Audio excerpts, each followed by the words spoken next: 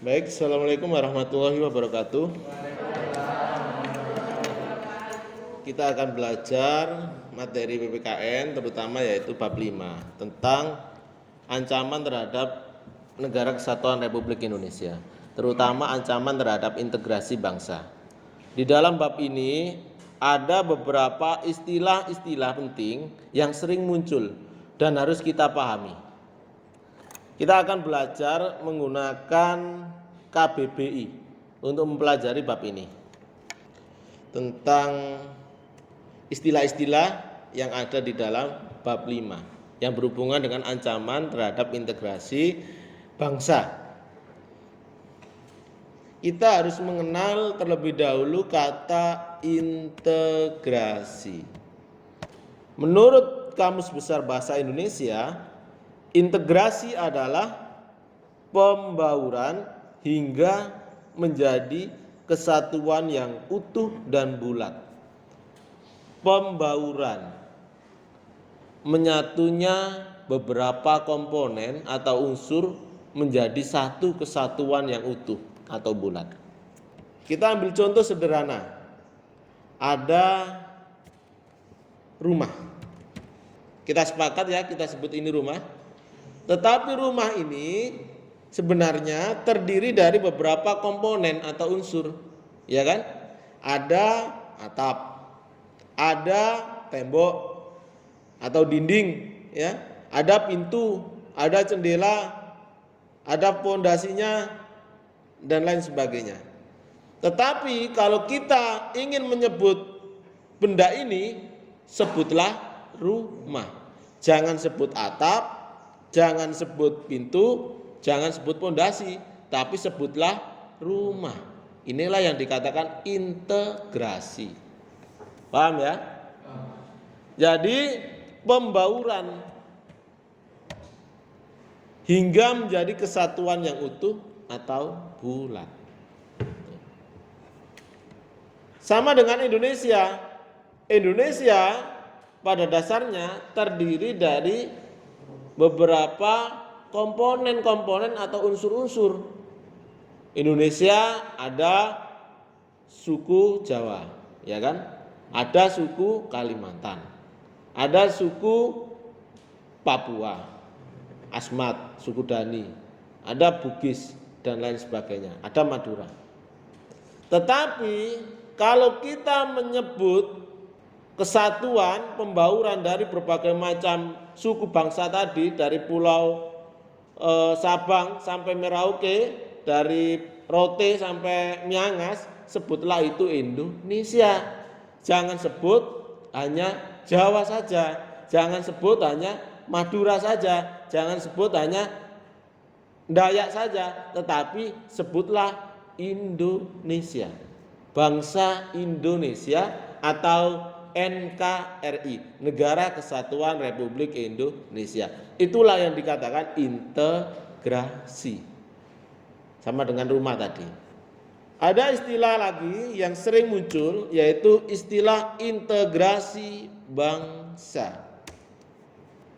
Menurut istilah politiknya, integrasi bangsa adalah penyatuan berbagai kelompok budaya sosial ke dalam kesatuan wilayah dan pembentukan suatu identitas nasional. Kita ambil contoh bangsa Indonesia, integrasi bangsa. Bangsa Indonesia terdiri dari berbagai macam suku bangsa yang bersatu, penyatuan berbagai kelompok budaya. Suku bangsa, berbagai macam suku bangsa. Berbagai sosial, kelompok sosial di masyarakat ke dalam kesatuan wilayah.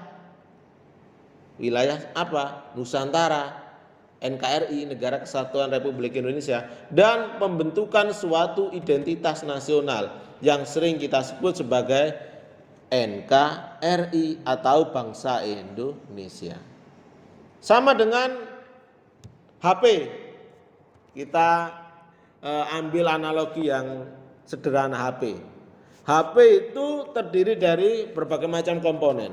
Ada baterai, ada casingnya, ada kamera, ada berbagai komponen di dalamnya. Tetapi kalau komponen-komponen itu menjadi satu rangkaian yang utuh dan bulat, akan muncul identitas baru. Identitas baru yang disebut apa? HP, iya kan? Bukan lagi baterai, tetapi akan muncul identitas baru, identitas kesatuan tadi yang disebut HP. Seperti bangsa Indonesia juga sama. Bangsa Indonesia adalah penyatuan dari kelompok budaya dan sosial ke dalam kesatuan wilayah dan pembentukan suatu identitas nasional. Dari berbagai macam suku bangsa yang menyatu tadi, muncul identitas baru, muncul istilah baru yang disebut bangsa Indonesia. Maksudnya seperti itu. Itulah yang dikatakan integrasi bangsa. Paham ya? Oke. Tetapi integrasi bangsa Indonesia terutama itu rawan terhadap disintegrasi, yaitu keadaan tidak bersatu padu, keadaan terpecah belah, atau hilangnya keutuhan atau persatuan, atau yang disebut sebagai perpecahan, disintegrasi. Kenapa bisa terjadi disintegrasi? Ini karena adanya ancaman. Seperti di judul di bab kita, ancaman terhadap negara kesatuan Republik Indonesia. Ancaman dapat membahayakan tatanan serta kepentingan negara dan bangsa. Arti politiknya, usaha yang dilaksanakan secara konsepsional melalui tindak politik dan atau kejahatan yang diperkirakan dapat membahayakan tatanan serta kepentingan negara dan bangsa. Kita akan mencoba menganalisa ancaman-ancaman terhadap integrasi bangsa, mulai dari ideologi terlebih dahulu. Kita coba kata ideologi. Apa sih ideologi itu? Kalau kalian menulis kata ideologi dengan kata ideologi, berarti itu tidak baku ya. Bakunya ideologi. Cara berpikir seseorang atau golongan. Ideologi. Ideologi seseorang itu berbeda antara orang satu dengan orang yang lain. Tetapi secara umum kita generalisasi, ideologi bangsa Indonesia itu sama. Cara berpikir masyarakat Indonesia itu sama. Kalau tidak percaya kita buktikan di kelas ini, ya. Adakah siswa di sini yang tidak percaya adanya Tuhan? Tidak ada? Percaya semua kan? Sama berarti. Nomor 2, adakah siswa di sini yang tidak mempunyai rasa hormat, rasa menghargai terhadap orang lain? Tidak ada? Sama berarti kan? Adakah siswa di sini atau peserta didik di sini yang ingin keluar dari kelas ini, dari MIPA 1? Tidak ada kan? Berarti persatuan kalian sangat tinggi, ikatan rasa persaudaraan kalian. Adakah siswa di sini jika ada pemilihan ketua kelas dipaksa untuk menjadi ketua kelas mau? Dipaksa? Tidak mau kan? Berdasarkan kesepakatan kalian kan untuk memilih ketua kelasnya siapa? Demokrasi. Sama jalan pemikiran kita. Adakah siswa di sini yang tidak peduli terhadap temannya jika temannya terkena musibah atau orang tuanya meninggal dunia atau musibah-musibah lainnya? Adakah siswa di sini yang tidak mempunyai rasa peduli terhadap orang lain atau temannya? Tidak ada kan? Berarti itulah cara berpikir kita ternyata sama. Inilah ideologi kita secara generalisasi, secara umum yang tertera dalam Pancasila. Itulah kalau kita kupas satu persatu, kita sederhanakan menurut kehidupan kita sehari-hari, ternyata benar, iya kan? Tetapi akhir-akhir ini ada orang atau oknum atau pihak-pihak kecil yang mempunyai cara berpikir berbeda terhadap masyarakat Indonesia secara umum. Cara berpikir yang berbeda yang bagaimana ini, Pak? Radikalisme. Aksi teror di bom di Makassar. Ya kan? Apa itu radikalisme, Pak? Kita lihat aja. Maknanya secara umum berdasarkan KBBI. Nomor 1, paham atau aliran radikal dalam politik. 2, paham atau aliran yang menginginkan perubahan atau pembaharuan sosial dan politik dengan cara kekerasan atau drastis. 3, sikap ekstrim dalam aliran politik. Intinya, paham radikalisme ini menginginkan perubahan dengan cara apapun, walaupun itu adalah cara kekerasan, walaupun itu dengan cara ekstrim atau drastis. Kita analogikan, kita beri contoh dalam kehidupan sederhana. Mungkin ada anak atau teman kalian yang mempunyai paham radikalisme. Kita analogikan secara sederhana. Terutama laki-laki mungkin ya, laki-laki.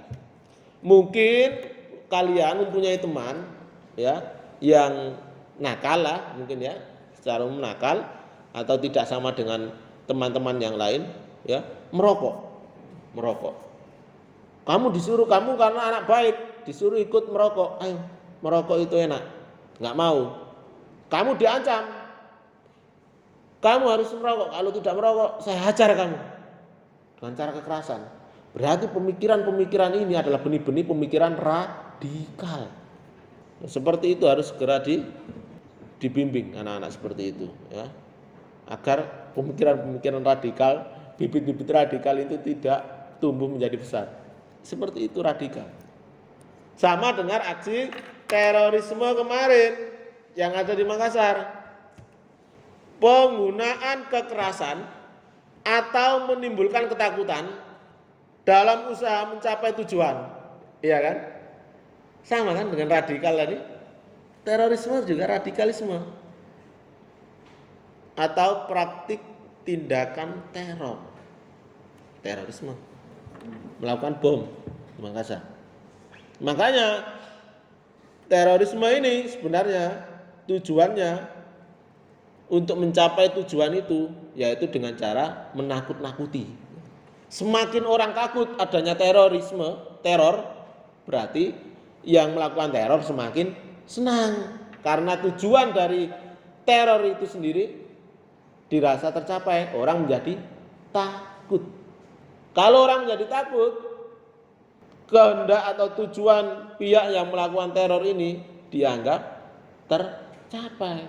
Makanya kemarin saat ada serentetan bom di Surabaya, mungkin kalian masih SMP, ada hashtag kami tidak takut, ya kan? Yaitu melawan aksi terorisme. Kita berbicara organisasi yang sekarang ini dilarang. Kan kita lihat di berita sering melakukan tindakan kekerasan. Saat berpuasa ada warung buka, dipaksa untuk tutup. Iya kan? Ada juga mungkin berita yang mengatakan tidak hanya dipaksa hanya tutup, ada tindakan-tindakan kekerasan di situ ya. Padahal kalau puasa itu tidak semua orang Islam berpuasa. Siapa orang Islam yang kemungkinan tidak berpuasa? Perempuan. Iya kan? Perempuan kan pasti ada masa mens yang terutama yang dewasa. Lah kalau di Jakarta kan banyak orang perempuan yang bekerja. Masak-masak di kantor kan rata-rata beli di warung, ya kan? Itu untuk orang Islam. Kalau yang orang Kristen kan juga banyak, orang Hindu, Katolik, Buddha. Padahal jelas Tuhan menciptakan, mentakdirkan bahwa bangsa kita tercipta adanya perbedaan. Itu sudah jelas itu. Sudah dari zaman dulu perbedaan dan menciptakan bangsa Indonesia itu berbeda. Masa tidak boleh orang Kristen ada di Indonesia? Nah mau kemana? Itu kan namanya pemaksaan, ya kan? Ini namanya intoleransi secara ideologi. Gerakan atau paham radikalisme. Ada paham lagi namanya yang marak juga, liberalisme. Ini mengancam. Budaya kita ini budaya yang berbeda dengan budaya barat. Liberalisme, aliran ketatanegaraan dan ekonomi yang menghendaki demokrasi dan kebebasan pribadi untuk berusaha dan berniaga. Dalam tanda kurung, pemerintah tidak boleh turut campur. Makna lain, usaha perjuangan menuju kebebasan. Di dalam liberalisme, kebebasan pribadi individu seseorang adalah hal yang utama. Kebebasan kita, kebebasan pribadi kita itu adalah hal utama. Mutlak itu sudah. Apakah Indonesia seperti itu? Tidak. Indonesia terikat pada norma. Ada norma apa? Agama, hukum, kesopanan, kesusilaan. Adanya norma aturan itu dibentuk dalam rangka melindungi hak kalian. Coba kita norma agama, perempuan disuruh berpakaian sopan, menutup aurat dalam rangka melindungi hak perempuan. Hak apa yang dilindungi itu? Hak perempuan. Agar tidak dilecehkan oleh orang lain. Benar enggak? Benar, pakaian kamu itu untuk melindungi kamu. Pakaian kamu itu harga diri kamu. Norma agama. Norma kesopanan juga, norma kesusilaan, norma hukum. Kalau kebebasan seperti liberalisme ada di Indonesia, itu jelas tidak cocok. Contoh sekarang ini yang liberalisme, kebebasan adalah hal utama. Ada perjuangan LGBT itu, perkawinan sejenis itu harus dihargai. Iya kan? Pernah dengar berita seperti itu kan? Liberalisme, padahal jelas menurut norma-norma kita itu tidak baik. Tapi menurut mereka liberal, ini adalah hak pribadi kita, ini adalah hak pribadi saya, LGBT. Kan tidak cocok untuk Indonesia ini. Westernisasi, budaya kebarat-baratan sekarang muncul di Indonesia. Pakaian tadi kita bahas, pakaian itu untuk melindungi kalian, terutama perempuan. Akhir-akhir ini muncul trending celana legging. Nah, tahu celana legging ya? Celana yang melepet, tipis.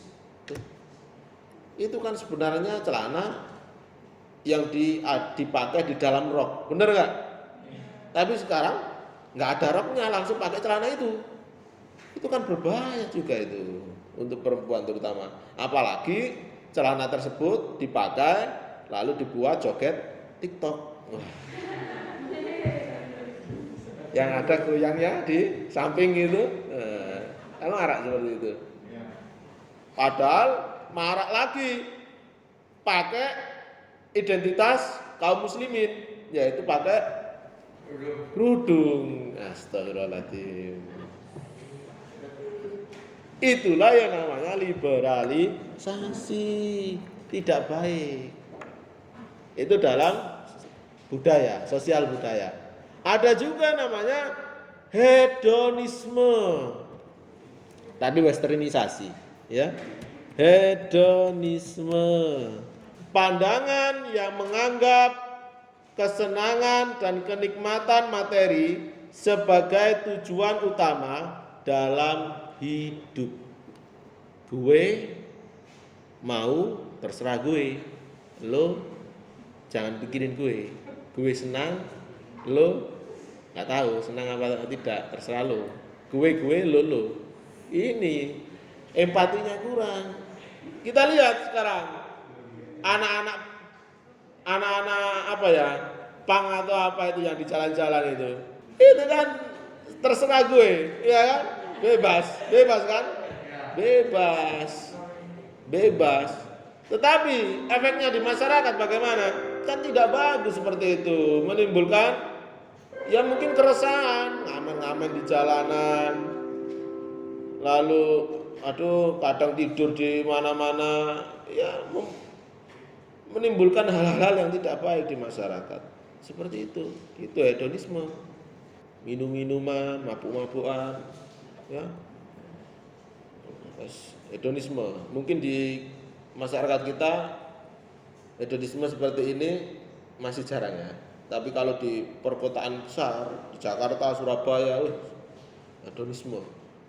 Kita lihat lagi, kalau di bidang ekonomi, liberalisasi akan memunculkan kapitalisme. Ini bidang ekonomi, ya. Sistem dan budaya ekonomi, perekonomian yang modalnya, penanaman modalnya, kegiatan industri bersumber pada modal pribadi atau modal perusahaan swasta dengan ciri persaingan dalam pasaran bebas.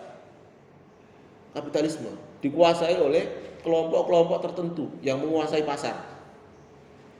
Seperti ini kan berbahaya. Ya kan, negara kan harus campur tangan bagaimanapun juga dalam perekonomian suatu negara. Kalau dikuasai hanya kelompok-kelompok tertentu yang mempunyai modal, maka bisa terjadi monopoli pasar. Sangat berbahaya. Yang jelas ini merugikan rakyat jelata. Ini dua ideologi ini yang sekarang ini marak. Liberalisme sama radikalisme. Dulu ada namanya ideologi komunisme zaman dulu, ya. Sekarang mungkin masih ada, tetapi sudah mungkin tidak bisa berkembang sepesat dulu karena manusia sekarang berbeda. Justru manusia sekarang ini cenderung suka kebebasan daripada pengekangan oleh negara.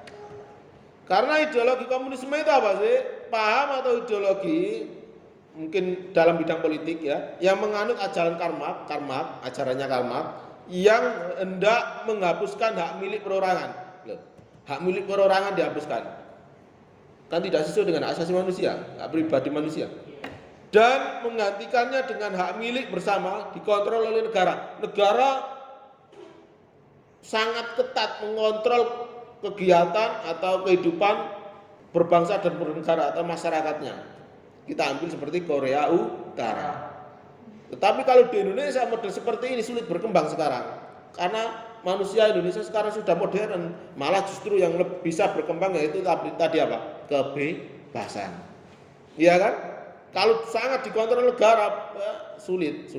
Kalau menurut saya sulit untuk dikembangkan di manusia modern di Indonesia seperti sekarang ini. Justru yang ancaman yang nyata yang bisa berkembang dari dua tadi. Baik, itu demikian sedikit ulasan kita tentang ancaman terutama dalam bidang ideologi ya.